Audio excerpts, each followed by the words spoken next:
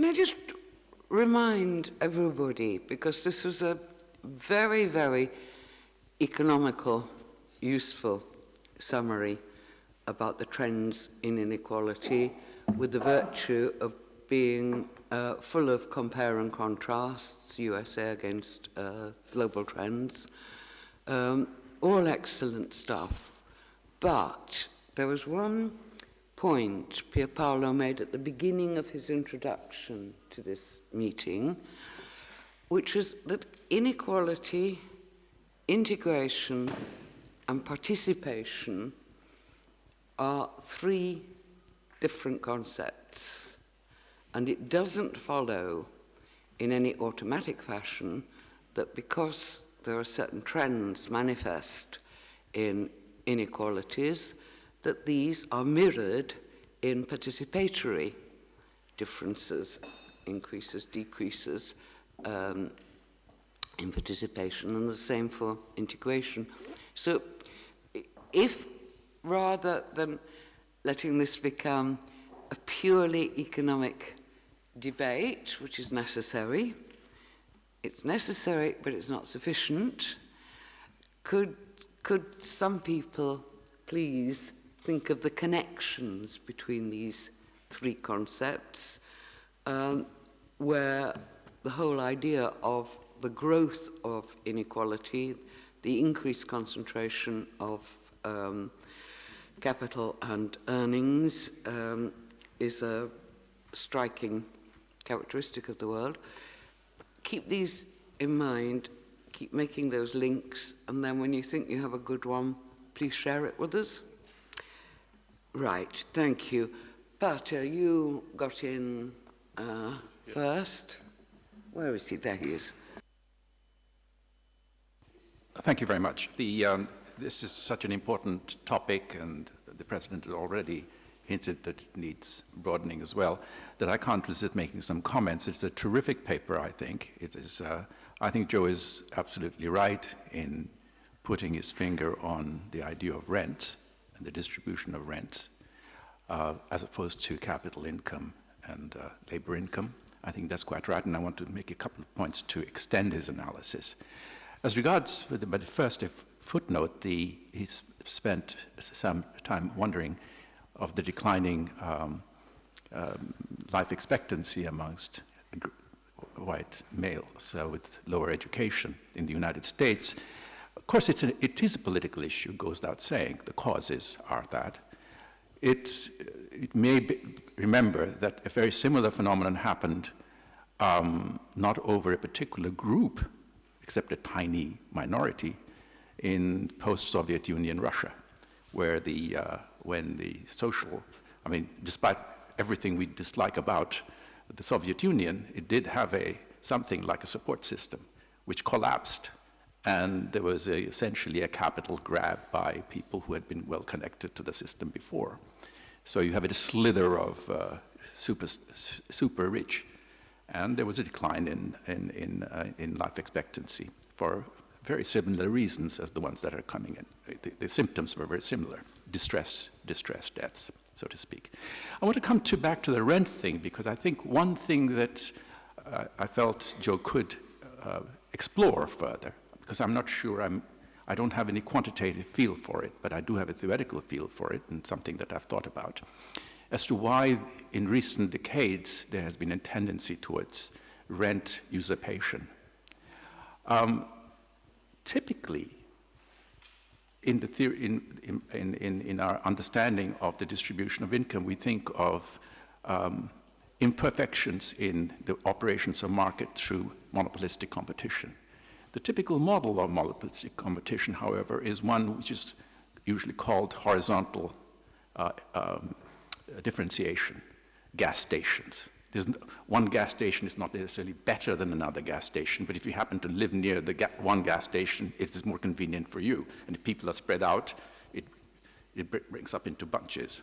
Toothpaste, similarly, you sort of say, well, it's nothing intrinsically better in one brand of toothpaste from another, but people have different tastes, so the market mixes. But in recent years, and that's where the rent comes in, and I'll stop there and leave it to you to think of it, There's a kind of product differentiation that's cropped up, which could be more like vertical, which is to do with the fact that some products are better than the others. Everybody thinks it's better. It's not just that, not like the toothpaste situation, where I think Colgate is good, better than the rest, and Hittinger thinks it's not. In this case, everybody thinks it is the better one. It could be in the software, it could be in superstars who Pavarotti has a voice which is better. Everybody agrees. But the production of the commodity doesn't require very much cost, it's pretty much the same. Well, now you can see that what will happen is that the one with the superior brand will be able to price down to the point where it can exclude the remaining inferior ones. I don't understand. Yeah, I just wanted to, if you don't mind. Oh, it's a conference. No, yes, because there are many people to want to have. Sorry, I'm giving, okay. The point is that the rents there can be huge, and that was not quite there in the model. And I was wondering whether you have any thoughts on that.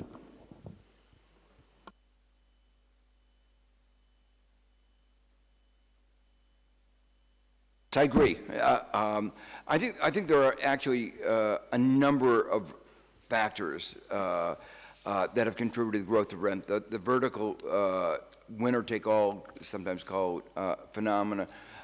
It's also the case that some of the aspects of technology that have given rise to network externalities have allowed firms like Facebook and Google to dominate a market. And they may be no better or actually inferior to others, but once you get established, it's very hard to displace them. And finally, another aspect of the structure, as we move more to a service sector economy, the many of the services are very local and have just enough fixed cost in them to create local service sector monopolies. And the accumulation of those service sector monopolies add up to significant market power.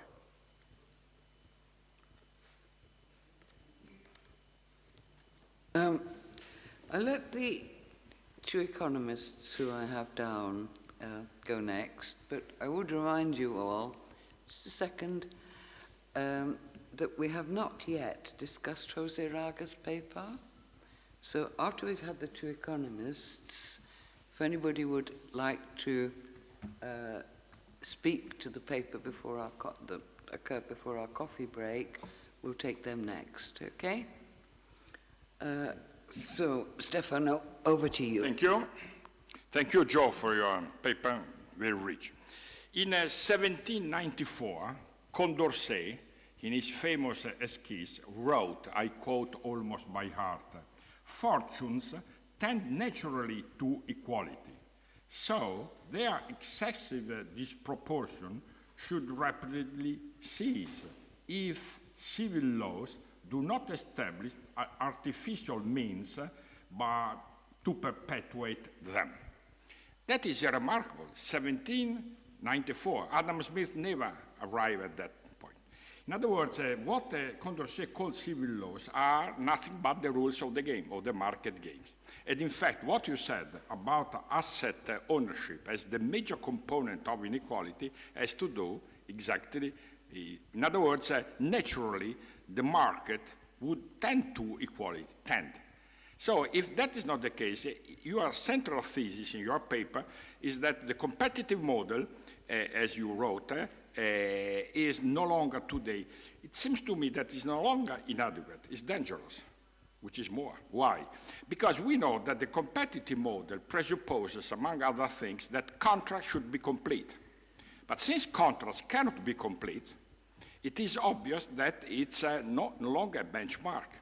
In other words, what would you suggest in order to avoid that economics as a discipline continue to take the competitive model as a benchmark when it cannot work? And it wouldn't be better to do the reverse, to consider the oligopolistic model, monopolistic as the rule and the competitive the exception. Because otherwise, we will never try to understand why, for instance, in the recent decades, the Schumpeterian creative destructive process has changed, in the sense that the destructive component today is dominant over the creative component, and that has strictly linked to the inequality increase. So it's a major responsibility of the economist to keep on preaching something which is might deteriorate, because it imposes upon us the separation thesis, that the moment of production should be kept separated from the moment of the distribution, which is not the case. Thank you. Broadly, I agree with you, and when I use the term benchmark, the fact is, it is so ingrained in the mindset. As I said, it's the model that's taught all the time, and so I agree with you that if I were to say what is the best benchmark for describing the world, it is a non-competitive framework.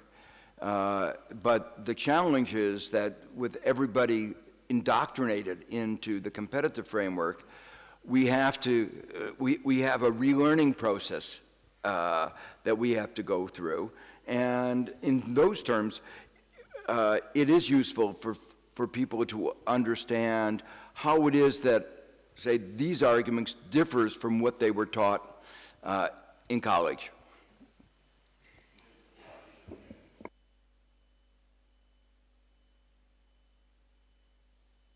Juan, your turn now.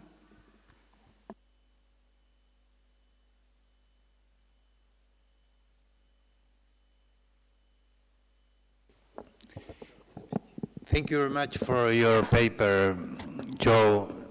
It is very important, your contribution, in order to create consciousness about this terrible process of growing inequality in many, perhaps in most parts of the world.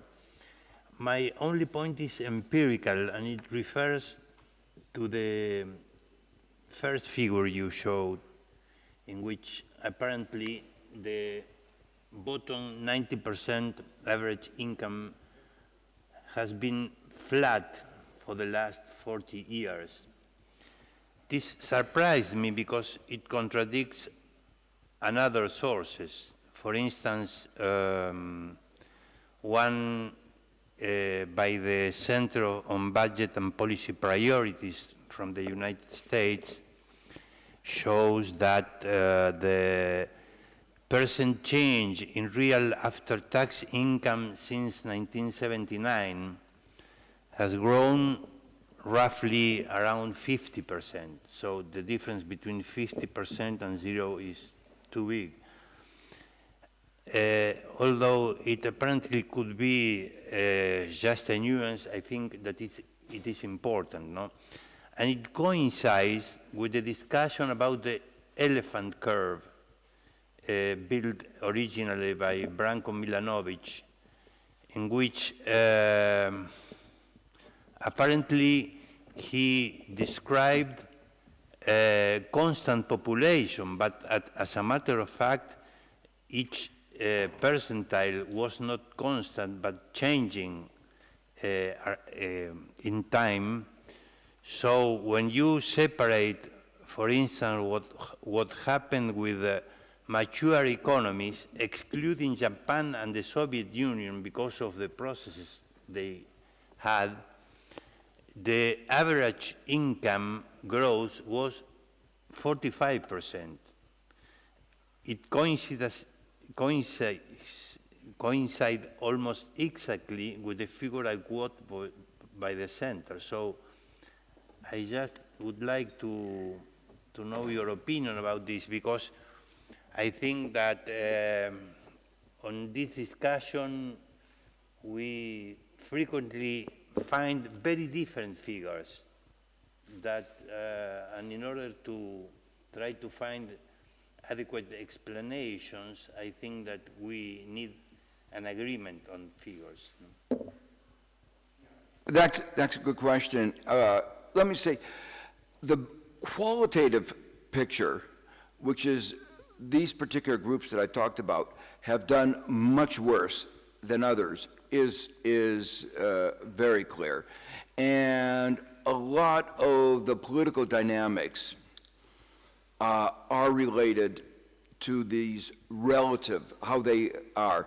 And one of the reasons that I like the more, that the mortality data is good because it's not subject to these to the things I'm going to describe in a second. It really is showing the high level of stress that are going on in these groups. So we can argue about how you measure income, but when you see significant increases in suicide and drug overdose and alcoholism, these social diseases, I think to me it's overwhelming evidence that something is wrong in the way our society is functioning.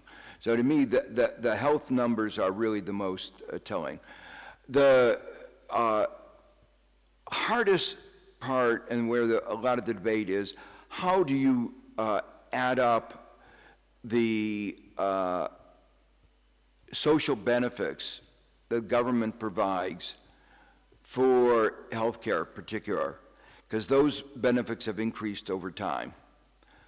But if you look at those benefits, and they've increased, and so you have market income and then you have after-tax and transfer income.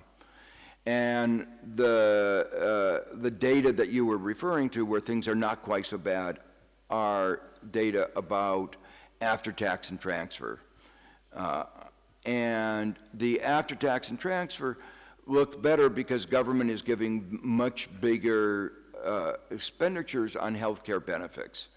If you actually look at those healthcare benefits, the benefits are actually in real terms gone down. That is to say, the increasing spending is not enough even to compensate for the increased cost of healthcare. So if you decompose what is going on and you use the correct price indices for the different components, what you'll see is actually that those studies that have not correctly taken into account the fact that the increased government social welfare benefits for healthcare have not even compensated for the increase in healthcare costs, and therefore the data actually, though that data is actually not reflective of, I would say, hasn't correctly done the index number problems correctly. That was a somewhat technical answer, but the fact is, I think that sort of data is not as reliable as some of the other stuff that I gave.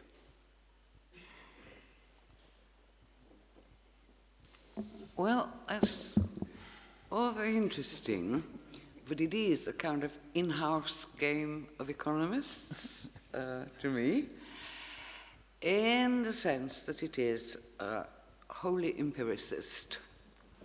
So we have forces, we have structure, we have databases, and we have endless correlations. What we lack are generative mechanisms. Now, we came close to that when we started talking about, between Stefano and Joe, about competition, what was competitive, what wasn't, what was out of line, and so on and so forth. But it interested me at the end that you jumped from the economic facts and figures to what to me is a psychologistic explanation, stress. Now, we don't know this. We don't know that you can put drugs, suicide, and death under the same heading and call it stress. There might be many intervening variables. There may be many different accounts for these three things. But there is still, to me, this lack of generative mechanisms that actually produce the things that you call forces. Because forces is like the old hydraulics model of the billiard ball going into the pocket, whereas a generative mechanism accounts for what social processes lead to those kinds of distributions of figures, because they don't explain themselves. You're not claiming they do. Well, what I would say, first of all, what I described as the dynamics of income and wealth are clear mechanisms. And those are based on models with clear mechanisms. And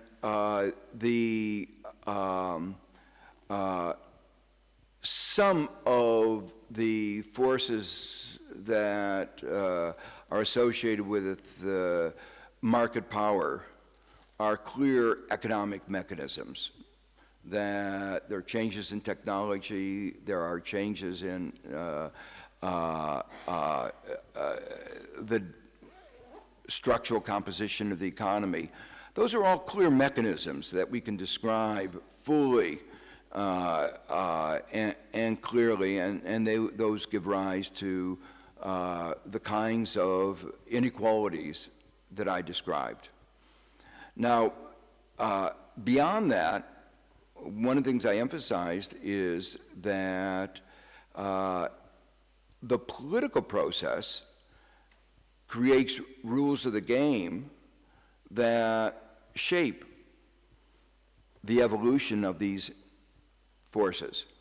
That is to say, if you have antitrust laws, that the dynamics of the market forces will be different than if you don't have antitrust laws. If you have corporate governance laws that allow CEOs to seize a larger fraction of the corporate pie, that's different from those where you have different kinds of corporate governance laws. What I have not done is to analyze the interaction between the market forces and the political forces. That's a more more complicated. There are lots of discussions in the literature that identify the relationship between the two. There are also some aspects that I made reference to of, you might call them social forces. The fact that I mentioned that there's more economic segregation. Those refer to patterns by which people live. And that's a social force of, it's affected by political processes which affect zoning, but there are social forces that lead to this greater economic segregation, but that affects in turn the intergenerational transmission of advantage through the educational system. So the bottom line of all of this is that we have parts of the system, parts of the mechanisms, actually very well defined, and we can really write down clear models. There are other parts where, there are no real, you might say, totally coherent theories of politics, but we have, there are analyses of political forces that fit in where economics is part of that analysis and other things go into that analysis, and that shapes the evolution of the economic system. So I guess I don't and then these economic inequalities interacting with the political inequalities that are associated with those political economic inequalities have a big effect on participation. If you have discrimination that results in large fractions of your society not having access to education, they're not going to be able to really participate in your society in the way that they would if you didn't have that kind of discrimination. If you have large fractions of your population that don't have access to education because of the structure of the forces that I described, then they're not going to be able to participate. So in my mind, yes, this paper, you know, I was asked to discuss issues of social dynamics of inequalities, but social dynamics are one, not the only one, but one of the major determinants of inequalities in participation. And if you don't understand the social inequalities, including the economic inequalities that underlie them, you won't be able to understand a primary determinant of lack of participation, equality of participation in our society. You are interpersonal disagreement outside and give other people a chance to talk. Sorry, did you want to come in? Well, no, well... Come on, you are the organizer. You have rights. I think that your argument, Joe, is aporetic. It means that you say, well, the competition model is the benchmark. It doesn't describe exactly what happens, but in principle it should work, provided that the state intervenes into the market. That's the argument. Now, the argument is aporetic insofar it is the model itself which is not working. I mean, it produces inequality in itself. I don't agree with the idea that the market could be better if the state, if a social policy, economic policy will change through the mechanisms you mentioned, I mean, tax laws, et cetera, because there are so many other sociological factors intervening into the process. The other very short comment is about your last statement. You say more inequality means less participation. But how can you explain the social movements arising everywhere in Europe, in the States? Precisely, they stem from the marginalized people, from the poor, from people disadvantaged and so on, because they are fighting against the elites. So it's not true that inequality doesn't promote provokes participation. Of course, some kind of participation, which is a political participation in this case, through the social movements and other kind of other forms of participation. So I have these two comments. The basic argument is aporetic, and the second one, it's not true that inequality is mechanically linked to less or less participation. Thank you. Yeah, no, I wasn't saying that it's mechanically, and I wasn't suggesting it was the only factor determining participation. But in general, it is more difficult for people to participate meaningfully if they're not well educated. It's a major impediment. If you look at one of the major dimensions of participation that was talked about this morning, it's voting, voting in our democratic processes. If you look across studies about who doesn't vote, say in the United States, it's very highly correlated with education. And it's very clear that those with less education and lower income have less influence. Their voice is less heard in the process. When I was chief economist of the World Bank, we did a study, 10,000 people, of what was it that most affected, these were people in poverty, what most affected them. Obviously, lack of income was the most important, but there were two others. One of them is insecurity, and the third was lack of voice, lack of participation, meaningful participation in the decisions that affected them. So in my mind, I wasn't suggesting it was the only one, but it was a clearly a very important one. Now, in your first point, I'm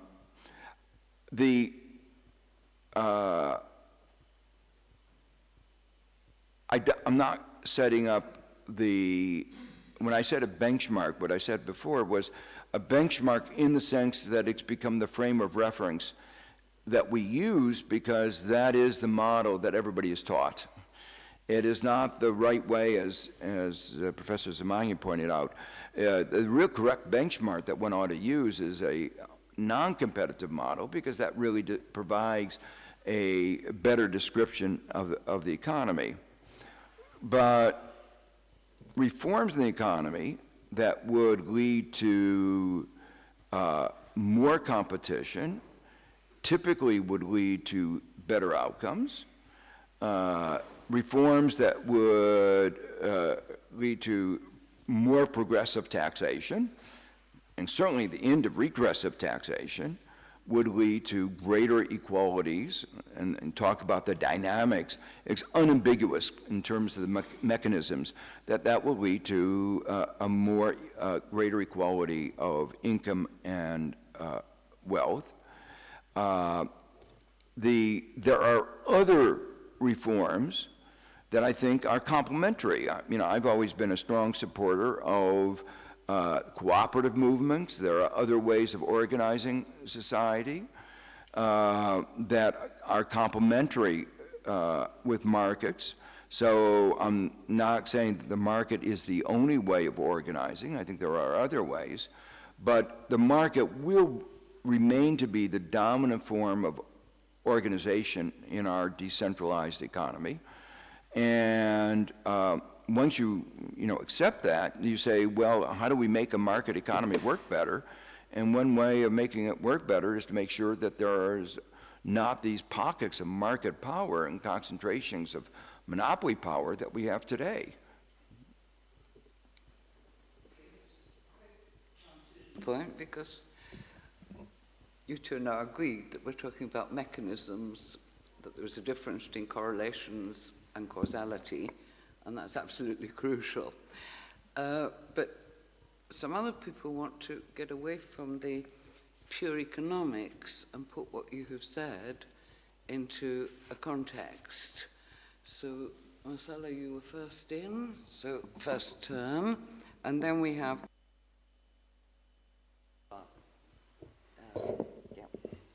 No, I want to ask you, when the general power was in the United Nations to convince the United Nations to make the war to Saddam Hussein, he presented your country as the first democracy in the world and really the country to teach the democracy for two other countries. My question is, if today your country has these problems, what can we do? And what is the real cause of this? What is the real cause that the democracy don't work well? It's a question only of the model, or is, for example, some compromise between the power and the market? Because in the end,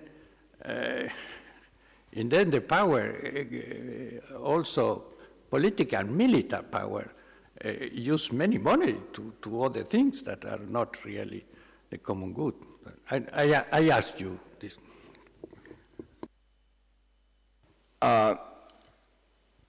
In some ways, our democracy in the United States is working better than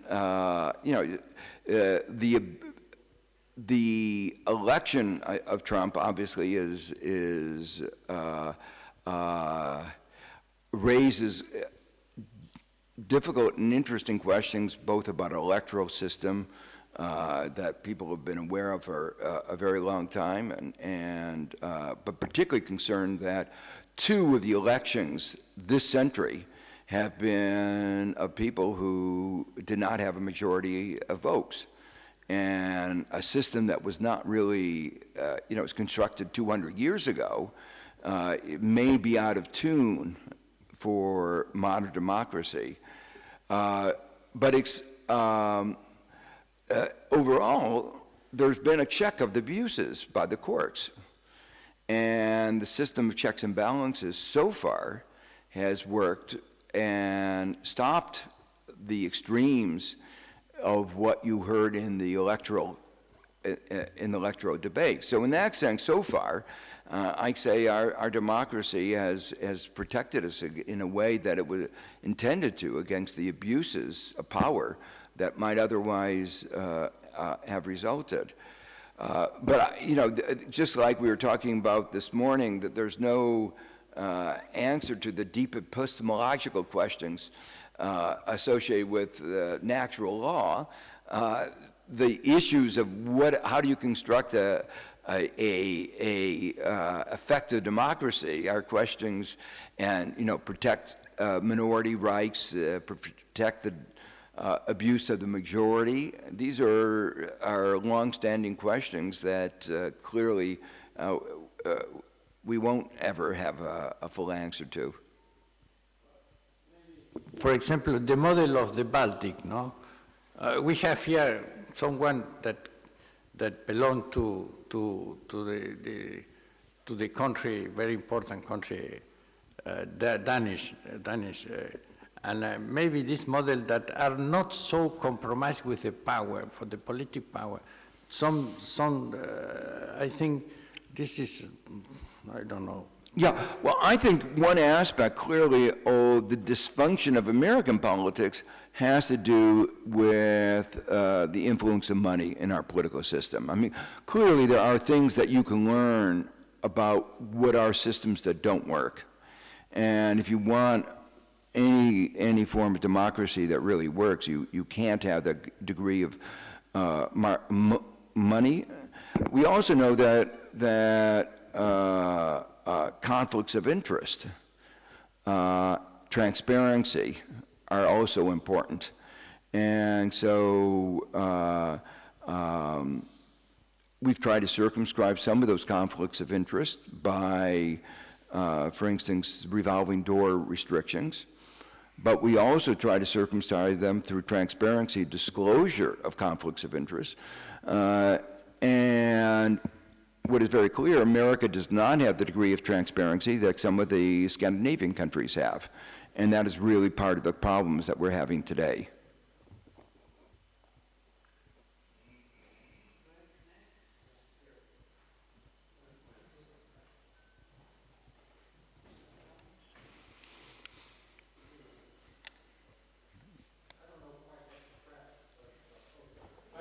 That's great. Oh, okay, super. Yeah, pressing issues. Anyway, I have an observation and then a question. The observation is something very paradoxical happened in the U.S. elections just now. The people who stood most to gain from Trump's victory tended not to vote for him. That's the, upper middle class wealthy people on the whole. And then those who had the least to gain supported him. Now, this is a very strange, outcome. Okay, so that's the observation. But the question I have is, and this is a layman's question, when it comes to economic matters. A lot of people will say with the graph you showed, the inequality, the growing inequality, you say, it doesn't matter. Why doesn't it really matter? It's because we're not in a zero-sum game. If someone else gets more money in his pockets, it doesn't necessarily mean that it came out of someone else's. In fact, they'll argue just the contrary is what's going on. So I just wonder how you would respond to that sort of objection. Yeah. Because it's a way to render the whole analysis irrelevant. Yeah, so I wasn't just focused, if I had used a measure like Gini coefficient as a measure of inequality and focused on that, that would be a reasonable objection. And when you look at inequality measures in China, the argument is, look at inequality has gone up in China, but 800 million people have moved out of poverty. Median income has gone up. Everybody has gained, but some have become billionaires and others have become middle class. The point in the United States that was illustrated by what's happened to the median income of a full-time male worker shows that large segments of American society have not done very well. That's the point. So the point is that I was trying to emphasize is that, in fact, there are more people in poverty, and people in the middle have basically had a stagnant income. You might say, well, stagnant income, so what? They're no worse, but actually for that large group of people, they are worse. Their health is worse. Their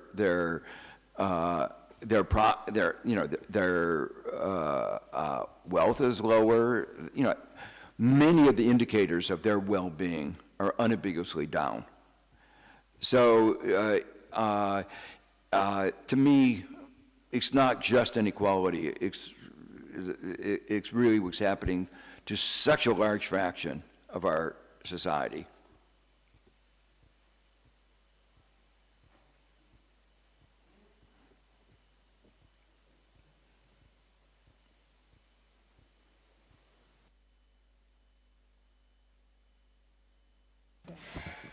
This is a low-tech problem. Well, I'm a political scientist, and I come from Norway, one of these very equal countries, and we're on top of all these statistics because we still have, inter alia, the oil income to compensate for loss of jobs. But I have a question that is, in a way, related to unfair competition within Europe. Maybe we have, let's say, world competition is unfair, China, lower wages, therefore American workers losing. In Europe, we see this very clearly.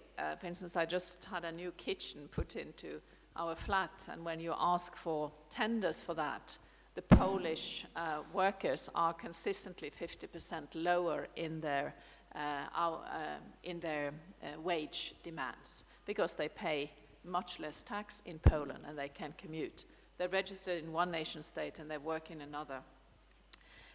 So the result of this, which is a very clear pattern, that any kind of work done on a house or maintenance, you can get much lower offers from the foreigners under the internal market. This means now that no Norwegian wants to be a carpenter, plumber, or mason, so there is a structural, should one say, vocational training effect of this, which is very clear. And this is, of course, showing now, it hasn't been so clear as it is now, because we've had the internal market around for a long time. And the same erosion of wages is also visible in workers' rights. The erosion because Ryanair can sack people in Norway and say, if you bother about this, we move back to Ireland. Are there any studies of these effects, or can you say something about these intra-European effects? Because they are massive and they have big implications for the working class. The customers, middle class, and the rich capital owners, they benefit. The working class consistently suffers. And the mystery of why they don't turn to Labour parties is another one I'll try to say something about on Monday. They turn to populist parties. But even The Economist has written about this sometime, especially also East-West brain drain. A doctor from Hungary earns exactly 10 times as much in the west of Europe as back in Hungary. So why stay in a sort of grotty political environment when you can go to a good one? So I'm not going to ask you why don't the European politicians act on this? Why are they sort of just preaching the internal market and the virtues thereof? But more the question of empirical sort of validation of what I see and observe. Are there studies that compare, in a way, the effects within Europe of this? Thank you. Let me first comment a little bit about the theory. So the theory, and first talk about countries where there's a flexible exchange rate between them. unlike within Europe, although Norway doesn't have a fixed exchange rate. So the general theory says that there'll be trade based on comparative advantage, and you may have, one country may have Norway has a comparative advantage in certain things, and others will have a comparative advantage in other things. The consequence of bringing them together is that some industries do well and other industries do more poorly. The big principle is that both countries overall are better off, but, and this is the thing that people constantly forget, particular groups within both countries will be worse off. And so that while the country as a whole is better off, unskilled workers or plumbers, that kind of skilled workers, will be worse off. So if you're going to say it's a good thing for there to be free trade, you have to say, and everybody's going to be better off, you have to say we have to have systems of social protection and progressive income tax systems and so forth to protect those who are going to be hurt. Otherwise, you have winners and losers, but the losers tend to be those at the bottom, particularly in Europe. So this is where the politicians made the big mistake. They bought the idea that the country as a whole would be better off, but they didn't take into account the huge redistributive effects. And there may be many more losers than winners, even if the country as a whole is better off. And in particular, there have not been the policies that would have protected the losers, which is why there's such anger in so many countries. Things get more difficult when you have fixed exchange rates. Then you don't have the adjustment mechanism of the exchange rate, and countries as a whole could actually, for a while, be worse off. But that's the basic principle, and the real thing that European and American politicians forgot is the large distributive effects. And what makes it so aggravating is that the strongest advocates of globalization, the strongest advocates of taking down trade barriers, were the same political groups that were the strongest critics of social protection. And so that mix of policies was the mix of policies that created the large losers in the United States that have given rise to this social discontent, the kinds of statistics that I showed, where life expectancy is going down.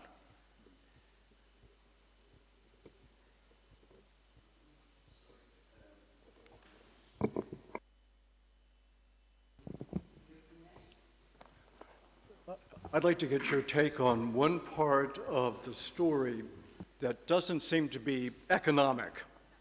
So when Piketty gets to your same kind of graphs, how the productivity and income go in tandem so closely over so many decades, he actually gets out of an economist's mindset for a moment and actually tries to give a cause for it. I want to get your take on his reasoning here.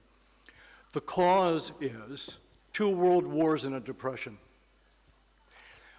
In other words, for 3 or 4 decades, income and productivity tracked each other because people needed each other, because capital had been blown to smithereens. The kind of capital that the rentiers can make use of. It's a basic social principle. Prior to economics, they needed each other. These 2 lines tracked each other until they didn't need each other, and then they went apart as the effect of World War II waned. And I don't take that to be an economic explanation, but a historical, social explanation. What's your take on that? By the way, it has terrible implications for how the present difficulties are going to be solved. First, as a historical explanation, It doesn't explain the fact that compensation, wages, and productivity tracked each other for actually decades before World War I. So it is, I think, an important part of the explanation of why we worked so well in a period after World War II, where, say, in the United States, we had 91% marginal tax rates, and people would say, you know, society can't function at 90% tax rates. We actually had our fastest rate of growth with a 90% tax rate. And people were willing to pay those taxes.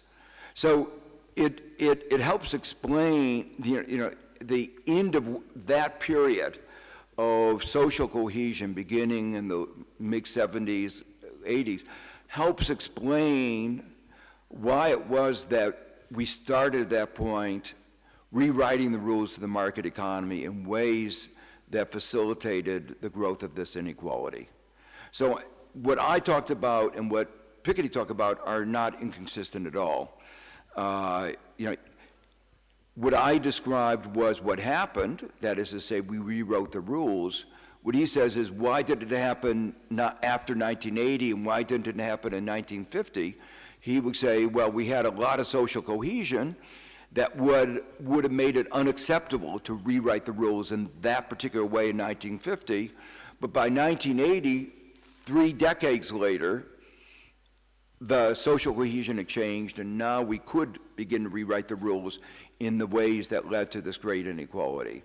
And the question facing us now is, having recognized how bad things have gone as a result of that rewriting of the rules, having realized that the story that was told about what that would do to the economy was absolutely false, not supported by economic theory, and then we have now 1/3 of a century of data to say those theories were wrong. The hope is that today we will begin a process of rethinking that and rewrite the rules once again. What is striking is that Trump seems, and many of those who are supporting him seem to have ignored learning all the lessons of that 1/3 of a century and say, oh, I want to double down on a recipe that has failed for 1/3 of a century. Let's have another 1/3 of a century of even greater failure. And to me, that is a mystery. I can't explain that kind of a, you might say, cognitive, except if you live in a world of alternative facts, you don't look at facts.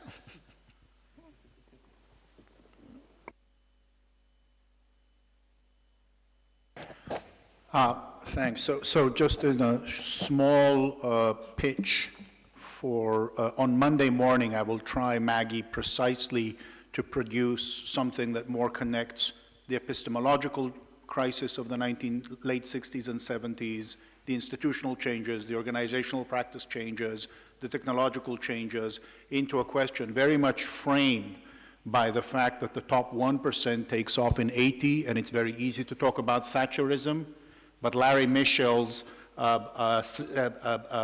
chart and the inflection point being 1973 tells you that something happened around 73 rather than 80, and that Thatcher and Reagan are a product in some sense of 68 and 73, and that's partly what I'm going to try to talk about. It connects to the winner-take-all superstar salary story, which I'm not going to present here. I just finished a working draft of a cultural history of the emergence of the idea of superstar salary in the 15 years before Sherwin-Rosen's paper. And in fact, it's the ideology that's driving the distributional effects, taking advantage of power rather than the other way around, and power not only in the managerial context, but also in the political context, but most importantly in the sense of what a reasonably well socialized executive understood as an appropriate structure of compensation. All of which has absolutely nothing to do with network externalities and the fact that they became actually better or not better, because we don't have that. So I think that's more in that direction. But I actually wanted to go to answer your invitation about talking about the morning's papers a little bit, and a little bit to talk about the connection between the focus on integration and the focus on natural law. And again, it connects because it's about power. So one of the core claims that Archbishop Minnaert made in the morning was the necessity for integration as continued respect for differentiation. You gave the example of the Middle Eastern, the Ottoman Empire approach of multiple religious courts as something that we couldn't live with because there was a certain sense of monogamy. But that raises the question of the extent to which you can locate a truth in natural order that is derived from something that is supposedly universal in the context of substantially different views of what's natural. So if I go back, you used, Professor Raga, both chapter 1 and chapter 2 of Genesis in your descriptions of the creation of woman, and you called it the creation of man. Both the egalitarian chapter 1 and the hierarchical patriarchal chapter 2. But those two are inherently natural in this framework, but you can't answer which of them you go except through power. So it comes back to the problem. You have integration, everyone's very polite, but what do you do when your integration demands a different relationship to patriarchy than, say, Arab culture? What when your context of dignity is fundamentally different from a notion of honor, whether it's in Japanese society and the trade-off between mortality and death and dignity, or whether it's honor in the family and the relationship of the family? How do you come to a conversation that assumes a natural order, demands respect for an other, and rejects the possibility that the other's deeply held belief, practiced on death and life and relations in the family, is in fact fundamentally different and unacceptable to you? You said, Professor Raga, in the family and discrimination. Where else have we seen more discrimination than between boys and girls? Which then translates into the question of, it was interesting for me to hear you talk about, understandably, the rights of man.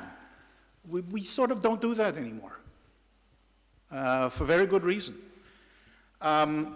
So that's integration and natural right. And then the question of subsidiarity and context, which you had put together the point about the US actually at the national level being better than the local level.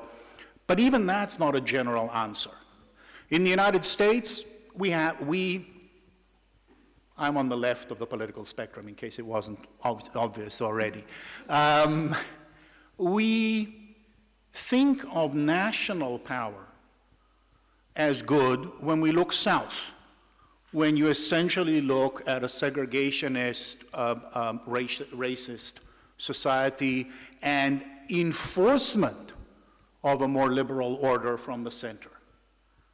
But you look at Massachusetts, where I live, and it's a fundamentally more attractive place in terms of its social outcomes, health, participation, etc.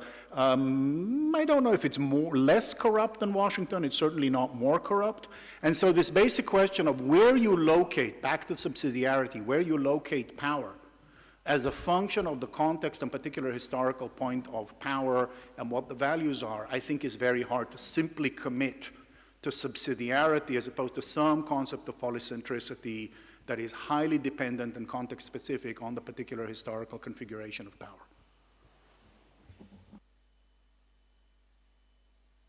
I agree with what you say, and I'm not going to address the deeper questions you asked, talked about at the end.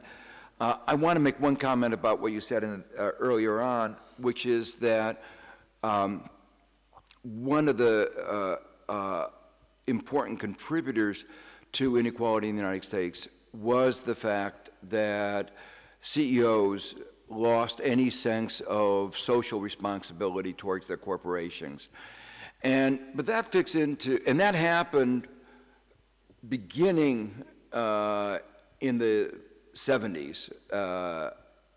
But what really, the government could have constrained the abuse of that power, and instead, in the 80s, the obligations on management were changed in ways that gave them greater scope for that abuse. So that was the sense in which I was saying that there was a change in the rules that allowed something else that was going on to occur, and that if there had not been that change in the social context, that change in the rules may not have had any consequence. But given that change in the social dynamic, the change in the rules really did unleash an enormous increase in inequality. And for those, what we're talking about here is that the ratio of income of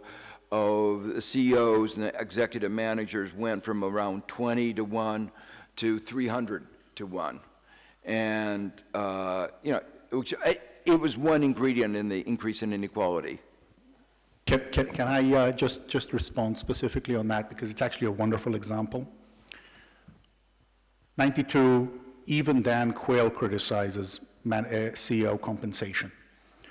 Bill Clinton comes in on a promise to limit it.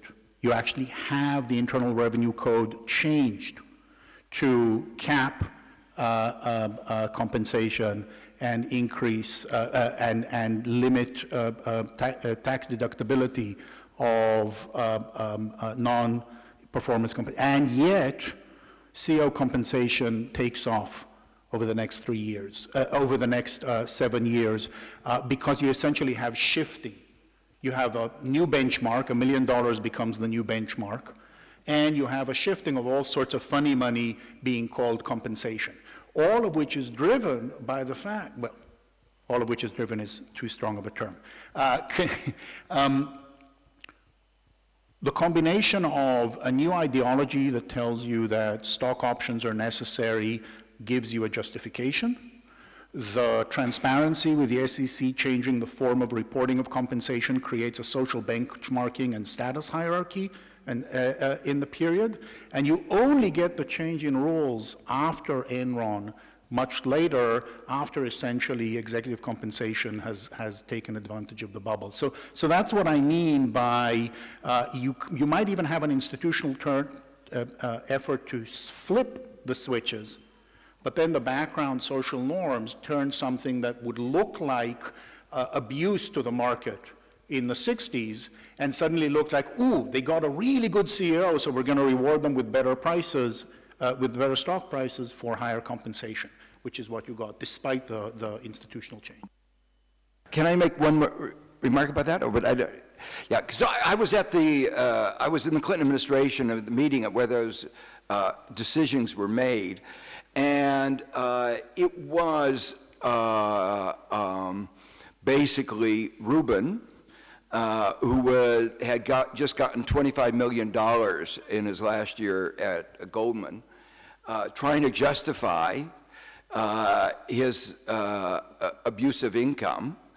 And I had tried to explain why, if you were going to design a good incentive compensation, it would not look like what he was trying to put in the tax code, but it was a clear case of self-interested legislation, self-interested over a broader group, not based on good economics. And the deficiency in economics were very clear. So in that sense, it was really a power, if you want to think of it, relationship. But I think you're absolutely right. What made it acceptable was the fact that that particular narrative that he said is that was incentive pay, when economic analysis had pointed out it was an incentive to behave badly. But the narrative that he had, that it was good incentive pay, dominated the political discourse for a decade. Seems to me that we're not talking about discourses, even the most Foucauldian amongst us, which I'm not one. This is not about epistemology, it's about ontology. And the one word I was surprised hadn't been mentioned, it's wholly compatible with what you were saying, Yoki. It's a transformation of capitalism itself from simple, if you like, multinational capitalism of the 70s to the 80s as its heyday, though Wallerstein would say it goes back to the 16th century, but we can leave that aside for the moment. But from multinational capitalism to multinational financialized capitalism. And it's the financialization that means that to talk about CEOs over that whole period is pure nominalism, by which I mean that you think it's the same group because you use the same word for it. And yet they are not the same group. It wasn't just the CEOs of manufacturing multinationals who increased their take-home bonuses, though that was perfectly true, they did, but it was also the bankers. The bankers and, well, John's going to be our last questioner, some of the legal professionals who were the only people who understood these wretched rules that were in play for things like fixing the international exchange rates, like the LIBOR scandal, etc., etc. Sorry, I'm the chair, I shouldn't have used it. But I do think that financialization plays a part in this, something that is much more than a story, it's about our reality. Anyway, over to John for the last question, and then would it be fair if I gave Joe a final shot at answering, all these questions, and for Jose, 5 minutes to reflect upon what he's heard since his paper. So John, first of all, then I think we'll stay with Joe because so much of this has gone around him, and then we'll finish up with Jose. Okay? Okay, my question is based on this basic query of what to do now. What's the next step? And the first issue is, does law and legal institutions, is it relevant to the discussion? Do people feel that it's actually part and parcel of the answer, or is it all just the problem? Let me take the thought in a direction that I think might inform the different analysis we're hearing. The economists have designed and explained how failures have existed. They designed some of it, and they've also recognized the failures in it. It's both. The moral issues in terms of social conscience and in terms of morality have been identified. And the question is, does law not have a preeminent part, to take forward the answers in this way? Social justice defines many of the progressive taxation that Joseph Stiglitz has talked about. We have taken a long time to recognize the minimum human rights.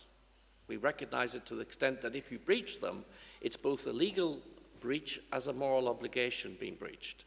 I'm not suggesting that that consensus will prevent the next tyranny or the next oppression, but at least it is a minimum. In a similar way, why does not social justice, informed by many of the thoughts that we heard from the Monsignor this morning, the Cardinal this morning, the Archbishop this morning, in terms of where the Catholic Church has identified the moral construct of humanity, why is that not the responsibility of law and lawyers? And let us not forget that the basket we call politicians is as much to do with us as it is to do with them. law and its construction is complex. It's not just politicians deciding, it's pressure groups and all sorts of specialists. You describe them well. In my own country, it is making sure that out of the political dialogue comes true the principles of morality that we would agree in. And it is those principles that law may have a construction that is unique in the architecture, but equally important to the future of mankind. It's a question, not an answer.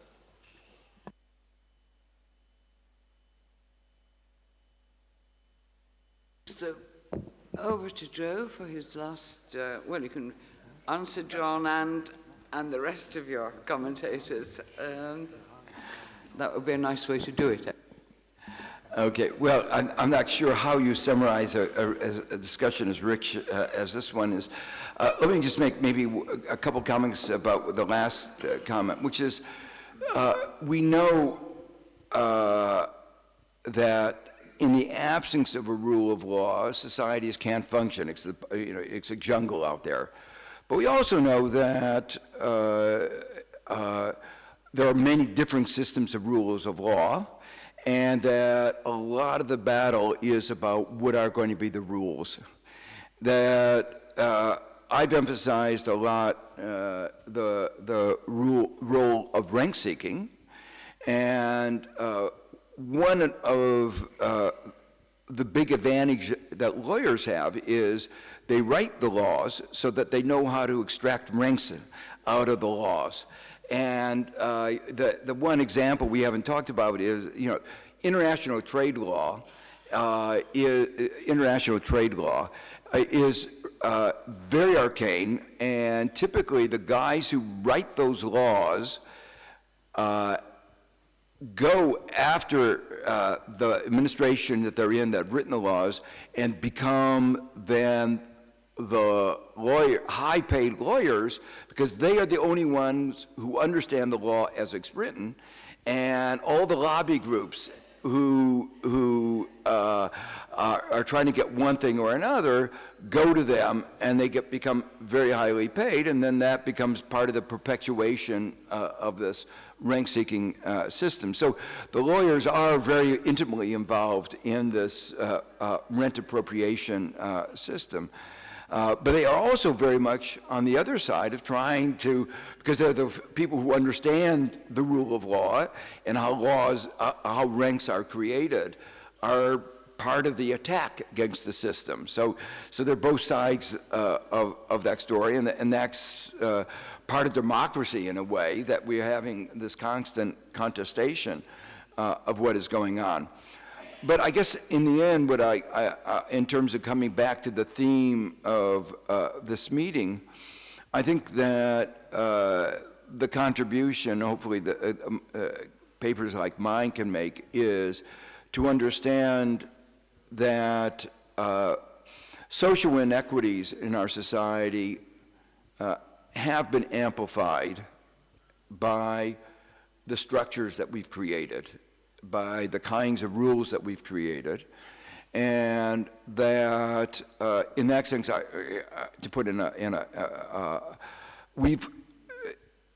the magnitude of the social inequities have been a matter of choice. We've created a system of far greater social inequities than we need, and that we could have a better performing society in every dimension, including a better performing economy, if we come to understand how these social inequities are created and do something about them.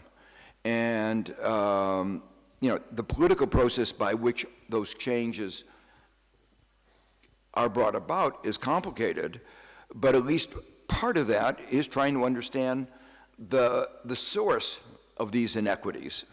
And I view my contribution as being part of that political process of trying to understand the sources of these inequities, so that those of us who do believe that we can have a more participatory society and a more equal society can go about helping create it.